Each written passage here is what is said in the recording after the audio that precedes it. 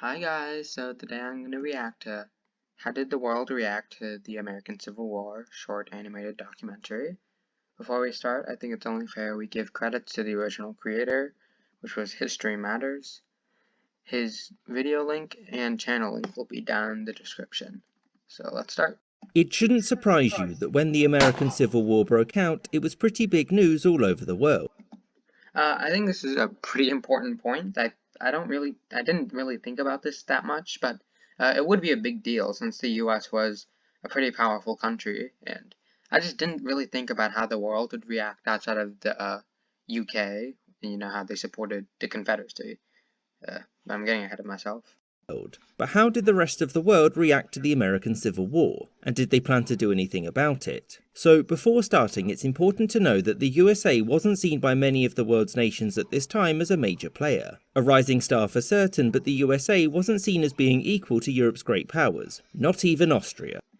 Okay, that's pretty interesting, considering the U.S. was a very powerful country, and I think one of the biggest by area at the time.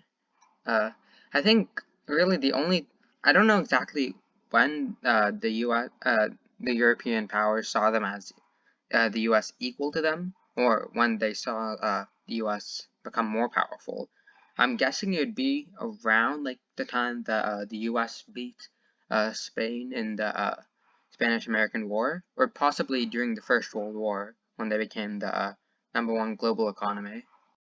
As such, many leaders saw the American Civil War as being a bit of a sideshow to events in Europe at the time, like the wars in the Italian peninsula or that time that the Danish provoked Prussia into a war. Europe's major players sent observers to the USA to see what tactics and technologies were being used, and they were, frankly, not impressed with the quality of warring going on. That makes actually sense if you think about it, because both the Union and the Confederacy lack something. The Confederacy really lacked the technology, so it's obvious that the European powers wouldn't be very impressed by the technology used by the Confederates. And the Union, while they did have great technology, they really lacked leadership. So it's also uh, understandable why they weren't really impressed by the leadership and how well they were at fighting. So it kind of makes sense that they weren't very impressed by the Civil War at first, because the Union got a lot better at leadership as the war went on.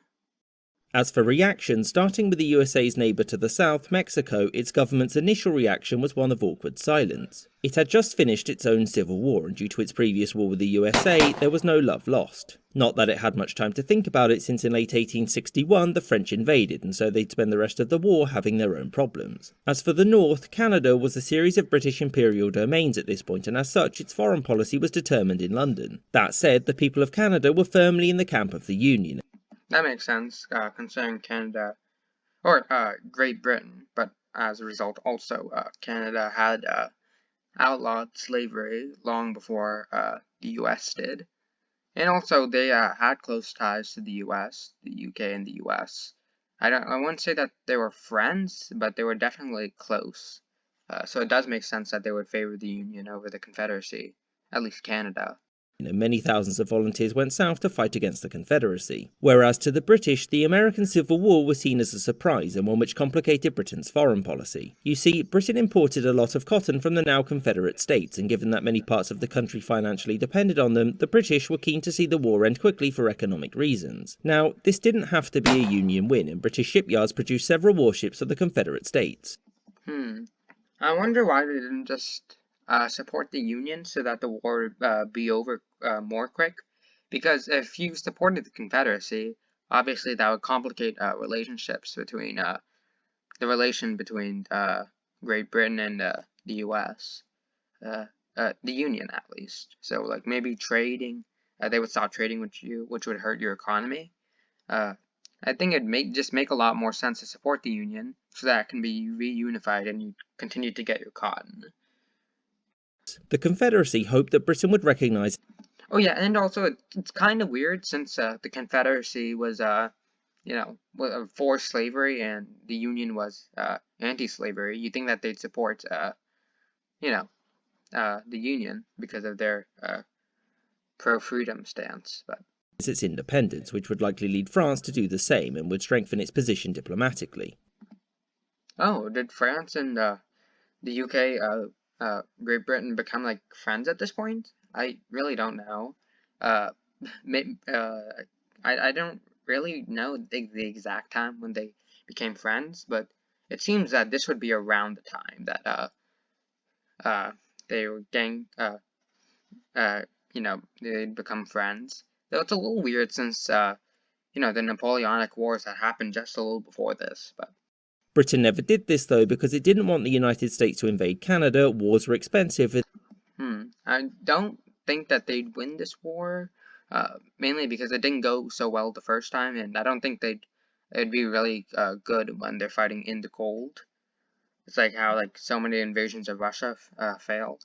And I think at this time, Great Britain was still the #1 global economy, I'm pretty sure, so the US would lose. But like they said, the war was expensive. And also, there's a possibility that they'd cease trade with them for a little bit. Then the overwhelming majority of the British public supported the Union, especially when the cause of the war moved from restoring the Union to abolishing slavery. That really made the European powers, that pretty much forced them to not intervene, otherwise they'd be supporting slavery. That's why, pretty much, one of the reasons why Lincoln made the Emancipation Proclamation, to avoid European intervention. And over the years, many thousands of people living in the British Isles, overwhelmingly Irish, went to the US to fight for the Union. Thus, the Confederacy got little help. As for the French, its reaction was the same as the Austrians, that these developments were a welcome surprise. It allowed Franco-Austrian intervention in Mexico so that Maximilian Habsburg could be placed on the throne there to increase their influence in the New World, and also to give back the money that Mexico was refusing to pay its creditors. Yeah, a lot of times countries will see what they can gain from war. Often, sometimes they do just help because they think it's a good cause, but a lot of times they also want to see what they can gain from war. So it looks like France and Austria just wanted to increase their influence in not only Mexico, but the entire New World.